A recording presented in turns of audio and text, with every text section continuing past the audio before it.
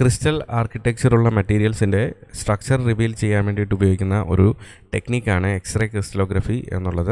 ഈ സെഷനിൽ x-ray ക്രിസ്റ്റലോഗ്രഫിയുടെ working പ്രിൻസിപ്പിളും crystallography മെഷീൻ്റെ ഡിഫറെൻറ്റ് പാർട്സും അതിൻ്റെ വർക്കിങ്ങും പിന്നെ ഓവറോൾ ഈ ടെക്നിക്കിൻ്റെ യൂസസുമാണ് ഡിസ്കസ് ചെയ്യാൻ ഉദ്ദേശിക്കുന്നത്.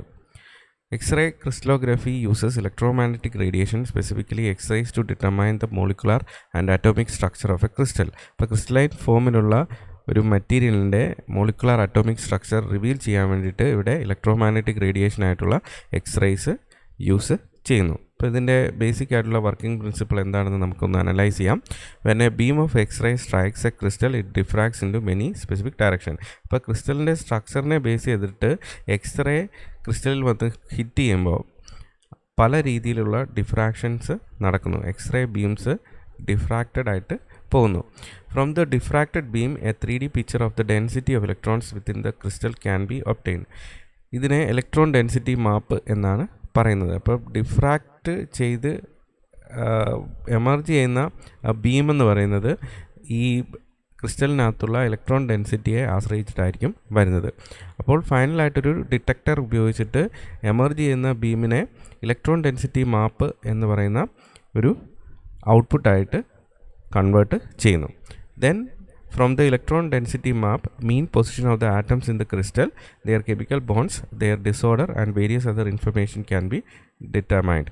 ഫൈനലായിട്ടുണ്ടാകുന്ന ഇലക്ട്രോൺ ഡെൻസിറ്റി മാപ്പിനെ ഇൻ്റർപ്രറ്റ് ചെയ്ത് ഈ ക്രിസ്റ്റലിനകത്തുള്ള ആറ്റംസ് എങ്ങനെയാണ് ഓറിയൻറ്റ് ചെയ്തിരിക്കുന്നത്, അതിൻ്റെ മീൻ പൊസിഷൻ, പിന്നെ കെമിക്കൽ ബോണ്ട്സ്, ഏതെങ്കിലും തരത്തിലുള്ള അബ്നോർമാലിറ്റീസ് ഉണ്ടെങ്കിൽ അത്, പിന്നെ മറ്റുള്ള ഇൻഫർമേഷൻസ്, ഇതൊക്കെ ഇതിൽ നിന്ന് ഔട്ട്പുട്ടിൽ നിന്ന് എടുക്കാൻ പറ്റും, ഇൻ്റർപ്രറ്റ് ചെയ്ത് എടുക്കാൻ സാധിക്കും.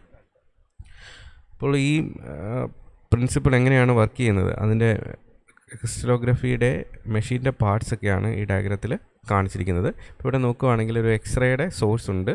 അത് കൃത്യമായിട്ട് കറസ്പോണ്ടിങ് ആയിട്ടുള്ള ക്രിസ്റ്റലിലേക്ക് ഏതിനെയാണോ structure, molecular atomic structure reveal ചെയ്യേണ്ടത് അതിലേക്ക് കൃത്യമായിട്ട് ഫോക്കസ് ചെയ്യുന്നു. അപ്പോൾ ഫോക്കസ് ചെയ്യാൻ വേണ്ടിയിട്ടുള്ള ഡിവൈസും ഈ എക്സ്റേ സോഴ്സുമായിട്ട് ഘടിപ്പിച്ചിട്ടുണ്ടായിരിക്കും. പിന്നെ ഉള്ളത് ഇവിടെ കാണിച്ചിരിക്കുന്ന പോലെ ഒരു സാമ്പിളാണ്. ഇപ്പോൾ ഇവിടെ ഒരു പ്രോട്ടീൻ ക്രിസ്റ്റലാണ് കൊടുത്തിരിക്കുന്നത്. ആ പ്രോട്ടീൻ ക്രിസ്റ്റലിലേക്ക് എക്സ്റേ വന്ന് ഹിറ്റ് ചെയ്യുമ്പോഴേക്കിന് ഡിഫ്രാക്റ്റഡ് ആയിട്ടുള്ള ബീംസ് ഉണ്ടാവും. അപ്പോൾ എമർജ് ചെയ്യുന്ന ബീംസ്, ഡിഫ്രാക്റ്റഡ് ബീംസ് ഇവിടെ ആരോ മാർക്കിൽ കാണാൻ സാധിക്കും. ഫൈനലി അത് ഒരു ഡിറ്റക്ടർ ഉപയോഗിച്ചിട്ട് ഡിറ്റക്റ്റ് ചെയ്യുന്നു. അപ്പോൾ ഇവിടെ അതിൻ്റെ ഒരു കുറച്ചുകൂടെ അൾട്രാ ആയിട്ടുള്ള വെർഷൻ നിങ്ങൾക്ക് കാണാൻ സാധിക്കും. ഈ ഡിഫ്രാക്റ്റഡ് ആയിട്ടുള്ള ബീംസ് വന്ന് സാധാരണ രീതിയിൽ എയർലി മെത്തേഡ്സിൽ, കൺവെൻഷണൽ മെത്തേഡ്സിൽ ഫോട്ടോഗ്രാഫിക് ഫിലിമായിരുന്നു ഈ ഡിറ്റക്ടറായിട്ട് ഉപയോഗിച്ചുകൊണ്ടിരുന്നത്. പിന്നീട് മോഡേൺ ഡിവൈസുകളിലൊക്കെ ചാർട്ട് ഡിറ്റക്ടറാണ് ഉപയോഗിക്കുന്നത്. അപ്പോൾ ഫൈനലായിട്ട് ഈ ഏതാണോ ഡിറ്റക്ട് ചെയ്യാൻ വേണ്ടിയിട്ട് ഉള്ള device, whether it is a photographic film or chart detector, അതിനകത്തുണ്ടാകുന്നത് ഡോട്ട്സ് ആണ്.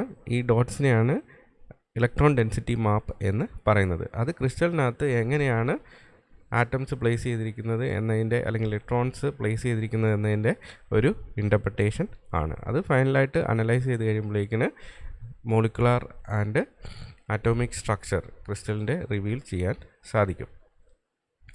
അപ്പോൾ ഇതിൽ നിന്ന് ഉണ്ടാകുന്ന ഇലക്ട്രോൺ ഡെൻസിറ്റി മാപ്പിൻ്റെയൊക്കെ ഒരു ഔട്ട്പുട്ടാണ് ഇവിടെ കാണിച്ചിരിക്കുന്നത്. എക്സ്റേ റിഫ്ലക്ഷൻസ് ഡോട്ട്സ് ആയിട്ട് റെക്കോർഡറിൽ വന്നിരിക്കുന്നത് നിങ്ങൾക്ക് കാണാൻ സാധിക്കും. അപ്പോൾ ഇതിൻ്റെ സിഗ്നിഫിക്കൻസ് എന്താണെന്ന് നോക്കാം. Various inorganic and organic molecules can form crystals. പല മെറ്റീരിയൽസിനും ക്രിസ്റ്റലൈൻ ഫോം അച്ചീവ് ചെയ്യാൻ സാധിക്കും.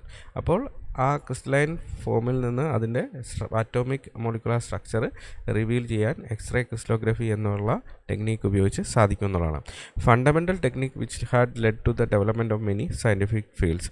ഇപ്പോൾ നമ്മൾ നോക്കുകയാണെങ്കിൽ പലതരത്തിലുള്ള ഓർഗാനിക് മോളിക്യൂൾസിൻ്റെയും ഇനോർഗാനിക് മോളിക്യൂൾസിൻ്റെയൊക്കെ സ്ട്രക്ചർ റിവീൽ ചെയ്തുകൊണ്ടാണ് പലതരത്തിലുള്ള സയൻറ്റിഫിക് ഡിസിപ്ലിൻസും ഇപ്പോൾ ഡെവലപ്പ് ചെയ്തിരിക്കുന്നത്. അപ്പോൾ ആ സയൻറ്റിഫിക് ഡെവലപ്മെൻറ്റ് ഉണ്ടാകാനുള്ള, ഫീൽഡ് ഡെവലപ്മെൻറ്റ് ഉണ്ടാകാനുള്ള ഒരു ഇനീഷ്യൽ റീസണായിട്ട് ഈ ടെക്നിക്ക് വരുന്നുണ്ട്. Widely use to determine the size of atoms and chemical bonds in minerals and alloys, reveal the structure and functioning of many biological molecules. ഇപ്പം നമ്മൾ നോക്കുകയാണെങ്കിൽ nucleic acids, vitamins, proteins, drugs, ഇതിൻ്റെ എല്ലാം structure elucidate ചെയ്യപ്പെട്ടത്, reveal ചെയ്യപ്പെട്ടത് ഈ particular technique ഉപയോഗിച്ചുകൊണ്ടാണ്. അപ്പോൾ ഇതൊരു വളരെ ക്ലാസിക് ആയിട്ടുള്ളൊരു ടെക്നിക്കാണ്. Reveals the atomic structure of new materials. പുതിയ മെറ്റീരിയൽസ് വരുമ്പോൾ ആ മെറ്റീരിയൽസിൻ്റെ അറ്റോമിക് സ്ട്രക്ചർ റിവീൽ ചെയ്യാൻ വേണ്ടിയിട്ട് ഈ മെത്തേഡ്സാണ് ആദ്യമേ തന്നെ സയൻറ്റിസ്റ്റുകൾ ഫോളോ ചെയ്യുന്നത്. അപ്പോൾ ഇത്രയൊക്കെയാണ് എക്സ്റേ ക്രിസ്റ്റലോഗ്രഫി എന്ന് പറയുന്ന ടെക്നിക്കിനെ കുറിച്ച് പറയാനുള്ളത്.